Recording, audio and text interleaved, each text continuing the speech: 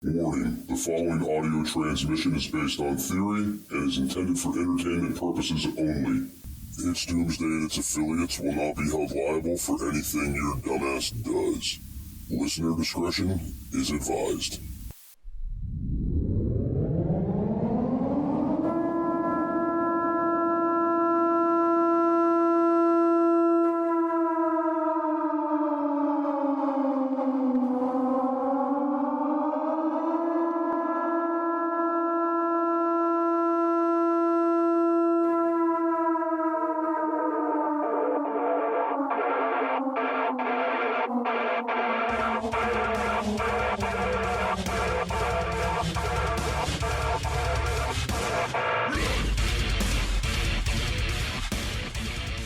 Welcome everybody to Safety Sundays with Jester and Safe Prep. Today is July 1st, 2023. Time is 8:20 p.m. and joining me as always, friggin' Safe Prep. What's going on, man? Clear your throat or something, Lord. I'm good, man. How are you? I'm doing great, man. Hey, you remember that viral video that was going around years ago where that dude was on the news and he was talking about hide your kids, hide your wife? Yep. Remember that shit? I started thinking about it, man. I was thinking, hide your preps, right? Hide your preps. Hide your preps. And that's, it's good. It's good to keep your stuff hidden. It's good not to put everything that you have out there. But people are hiding their preps in some bad spots and their shit's getting fracked up, dude. So I figured that's what we should talk about today for Safety Sundays, this edition of Safety Sundays. Want to be a guest on the show? Email it's doomsdaypodcast@gmail.com. That's it's doomsdaypodcast@gmail.com. Don't leave me hanging. Long pause. We got to, that's awful. It's like we just started podcasting or something. It's all right, dude. We got this. We'll give the audience. You were setting me up for the 3-pointer, and I tripped over my own shoelaces. I'm sorry. You got it, man. Look, I set you up for the alley-oop. You're supposed to oop when I oop you. And instead, we just had an oops. All right, so the first part of getting into this with, hiding your preps is, guys, you got to know where to put your stuff at to where it's not going to get damaged, destroyed, and potentially be either useless when you need it or just a big-ass waste of money, right? Yep. So my first thought with this goes to ammo. A lot of people are storing ammo for the apocalypse, and they're stockpiling 9mm and shotgun shells and 22 and blah, blah, blah. And I always hear that one guy say this. I always hear him say, well, I'm going to bury my shit. There's better ideas out there. But let's get into this. So mainly for ammo storage, your big issues with ammo are temperature fluctuation and moisture, right? You don't want to, I understand being so deep underground, you're not going to have temperature fluctuation, but you are going to have moisture underground. And if you don't have these things in an impenetrable case that moisture and water are not getting into, your ammo is going to be damaged or destroyed. You can't just go bury in an ammo can and think that's going to be sufficient, because it's not. Nope. Water gets into the ground, and water will leach in and waterlog things, and then your ammo is as good as useless. There are better ways to do that. There's actually a guy here locally. He's in my city that's selling like the PVC tubes, the sealed PVC tubes on Facebook Marketplace for like $15-$25. And you can make these things yourself and relatively inexpensively, and then you can also, for a little extra insurance, put some moisture absorbers or something in there. But you don't want to put so much in there that it's all going to get ruined. Okay, so let's talk about the PVC ground storage. So, I like the PVC tubes. I like the ground storage. They're great. You still want to have a moisture absorber in there. And this is as easy as throwing some white rice in a fucking gym sock and tossing it down that pipe, right? Yep. Put it at the bottom, and then my recommendation is, so you don't have to kill yourself dealing with this thing, right? Put that cap only a couple inches beneath the surface of the dirt, right? That's it. You don't want to go super deep with this thing, but you want to have your contents that are in there below the frost line. Figure out what your frost line is in your area. Do that. A little piece of advice that will help you guys out. Trust me when I say this. Whatever contents you're putting in there, put them in something that has a metal lid, and then use a magnet on a string to retrieve your stuff. That nice little metal lid will help you pull your stuff up out of there, because if you've got shit, in a 6-inch tube 4 feet in the ground, good luck retrieving it, right? Yeah, and hope you remembered your shovel. Yes, remembers his shovel. So ammo is a big one, guys. Look, here, it's this simple. Leave your ammo in its original box, okay? Cardboard's going to get moisture damage before your ammo is going to get moisture damage, I would assume, right? So if you start seeing a weathered, tethered box, that's your first indicator that ammo is not worth a shit, right? The last thing you want to do is get yourself into a firefight with bad ammo, okay? So the second part I would go into with this is keep your ammo in a designated area. I keep my ammo stored somewhere. I don't want to say where I store it at my house, but I have ammo stored, and I have damper it in there, and it's sealed up, and it's locked up, and I have my ammo categorized by caliber or gauge, and it's good to go, and I don't have anything to worry about, right? Right. All right, now let's talk about the canned goods, because a lot of people like to stock up on canned goods. First off, freeze-dried food really doesn't apply for a lot of the things I'm going to tell you. Extreme temperature fluctuation and moisture is pretty much bad for anything, right? Mm-hmm. But if you're actually buying survival food like the ReadyWise or Augustin Farms or any of these people that do the freeze-dried food in the Mylar bags, in the sealed buckets, with the oxygen absorbers, you could put that shit in a garbage bag and toss it under your house into the crawl space, and it's going to be fine, right? Unless you have rats. And well, I mean, but the rats have to smell it to get to it. I don't think they'd fuck with it, right? I mean, that's pretty sealed up, man. I don't know. Now you got me thinking about, damn it, rats and mice. But let's talk about that, because when a lot of people stockpile, they do encounter a lot of pests, right? We've talked about this before on the show, where we kind of told people you don't want to put your preps somewhere where you can't monitor them and get to them, right? 2 reasons. One, you want to be able to rotate, and the other reason is the pests, the ants, the rats, the mice. These are all things that could do damage, and I think we are all guilty of this. I got all my nice canned goods stacked up and all these nice little boxes of things, and half-gallon cans of fucking tuna fish and shit. And I'll be like, oh, let me just throw this pack of ramen up there, and I'll seal that up later. And then you forget about it, and then there's a little mouse up there who's like, God damn, this ramen's good, right? And then he starts figuring out all the other shit you got going on there. He's like, then he tells his buddies about it. Next thing you know, it's a ramen party. Yeah, that ramen party. Then they're getting into the fucking bouillon cubes, man. Then it's a nightmare. Then they find the peanut butter. Rats love peanut butter.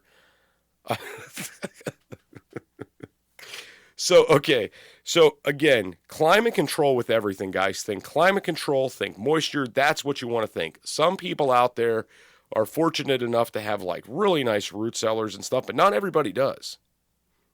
I mean, so the normal prepper, probably the majority of our audience, especially if you've got a garage, you end up putting stuff out in the garage. You got a pantry in the garage.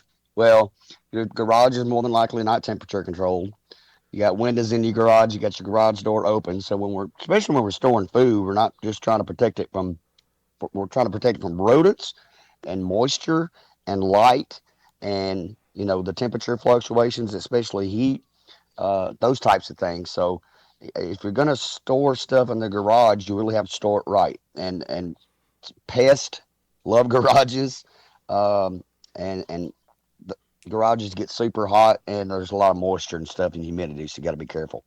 Right, so that's something else. You just made it pop in my brain there. So windows are bad, right, to put preps next to. Windows let in light. They destroy stuff. They let in moisture. Keeping your stuff out of the view of the sun is definitely a good thing. So I have stuff stored in outdoor areas, but I work on keeping it climate controlled.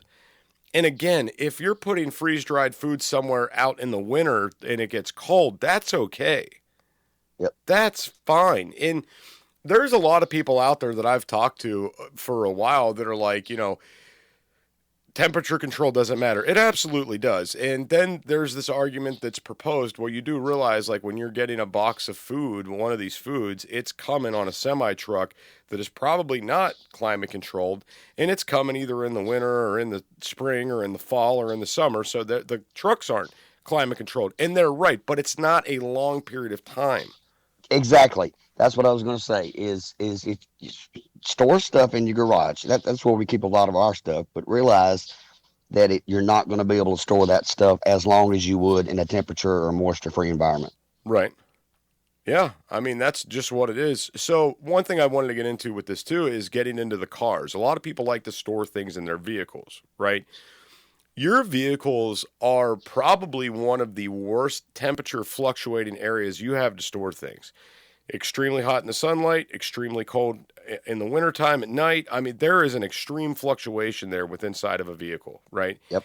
And throughout the day. I mean, in the morning, before the sun comes up, that vehicle is nice and cool inside, nice temperature control. But you know what else? The moisture content's high in there, right? Yep. Then the sun comes out, it's noon, it's beating on that glass, it is a sauna in there. And again, that moisture is high, right? Yep. So this is not a place you want to store ammo, food stocks, guns, anything, right? It is okay to store certain things. And when I say certain things, specific things, like you could keep your rope in there, your emergency tent in there, maybe a bug out bag that has a few survival items in it, but when it comes to food, guns, ammo, don't do that shit. Unless you're ready to stay on top of it, check things on a regular, and especially, I keep a lot of stuff in my vehicle, but I travel a pretty good distance from home. And of course, my goal in SHTF would be to get home in most situations. So I got to check those weapons pretty often because of the moisture. The foods that I keep in my truck are, beef jerky and freeze dried stuff. But you've got them and like water. Be careful with water, especially if it's in a plastic container, because that'll eventually leach into the water. And with temperatures that high, who knows what's growing in it? So right, exactly. So. I know there is a lot of people out there when you start talking about the vehicle thing. Well, hey, I want my vehicle to be ready to go, right? I want to be able to leave at a moment's notice if I have to. And that's fine. There's a better way to do it. And the better way to do it is these things that you're worried about being damaged in the heat or in the moisture, whatever. You have this stuff in boxes or crates close enough to the door to where you can load them up within 30 minutes and be gone.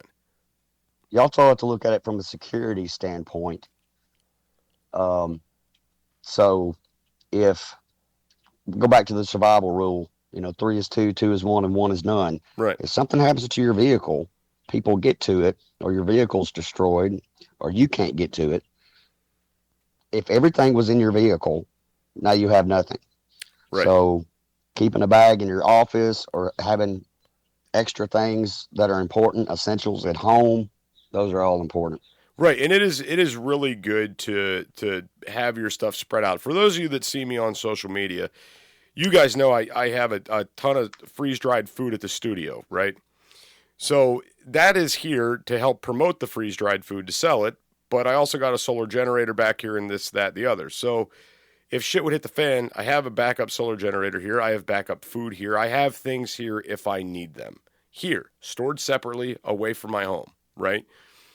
I have other things at home. I have things in my vehicles. Basically, I'm trying to set myself up for if shit hits the fan, regardless of where I'm at, if I'm stuck, if I get raided, if my stuff gets stolen, I still got a place I can go to retrieve a few items so I'm not going to starve to death. So I'm not going to die. So I'm not going to be without power or communications. Right? One more thing is, on a basic level, if most of your things are at your house, your things need to be together, but I don't think it's very smart to have everything in one spot in your house. We live in a 2-story house, so we've got stuff downstairs and we've got stuff upstairs. So, if somebody did get in, maybe they won't find all of it. Right.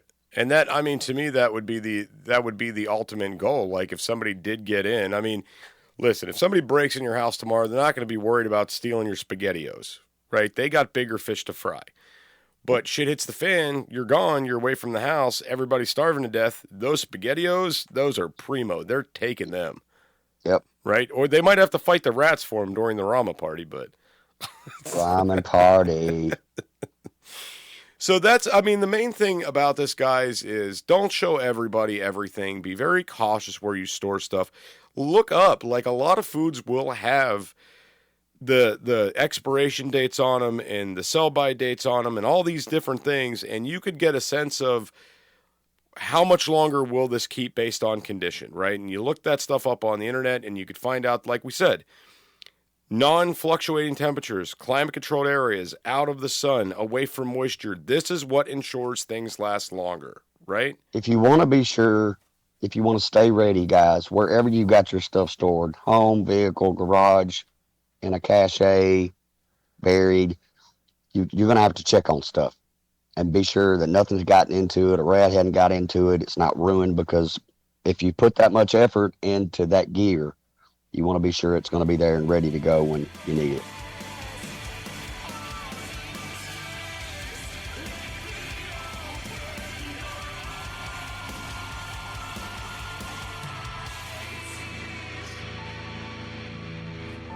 This is an emergency action message. At approximately 1 a.m. Eastern Daylight Time, NORAD is tracking 15 ICBM nuclear missiles inbound to the following cities: Orlando, Miami, Pittsburgh, Dover, Newark, Richland, Philadelphia, New York City, Baltimore, Los Angeles, Las Vegas, Boston, Seattle, Detroit. This is an extremely deadly situation. Stay tuned. The next emergency message will be a presidential address.